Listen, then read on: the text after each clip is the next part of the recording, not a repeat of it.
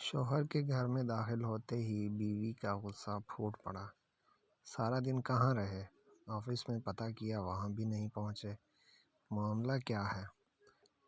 شوہر کی ہکلاہٹ پر بیوی پھر برسی۔ بولتے نہیں، کہاں چلے گئے تھے؟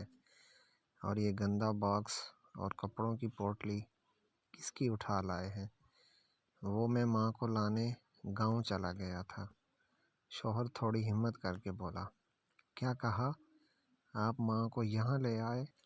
شرم نہیں آئی آپ کو؟ تمہارے بھائیوں کے پاس انہیں کیا تکلیف ہے؟ بیوی بہت غصے میں تھی۔ اس نے پاس کھڑی پھٹے پرانے کپڑوں میں ملبوس بیمار اور شکستہ بیمار بوڑھی کی طرف دیکھا تک نہیں۔ بیوی بولی، انہیں میرے بھائیوں کے پاس نہیں چھوڑا جا سکتا؟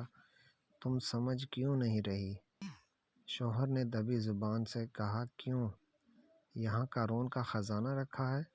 تمہاری 20,000 روپے کی تنخواہ میں بچوں کی پڑھائی اور گھر کا خرچ کس طرح چلا رہی ہوں، میں ہی جانتی ہوں۔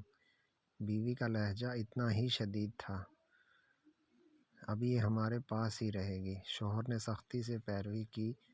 میں کہتی ہوں انہیں اسی وقت واپس چھوڑ کر آؤ، ورنہ میں اس گھر میں ایک لمحہ بھی نہیں رہوں گی۔ اور ان مہارانی صاحبہ کو بھی یہاں آتے ذرا سی شرم نہیں آئی؟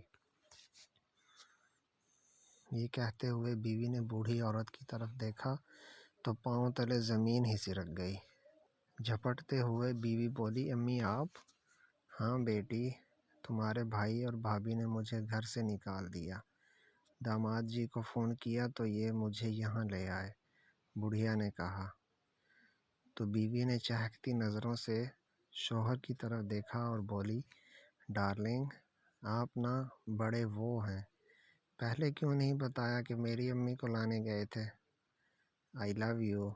کاش ہمیں یہ بات سمجھ آ سکے کہ ماں تو ماں ہوتی ہے، کیا میری اور کیا تیری۔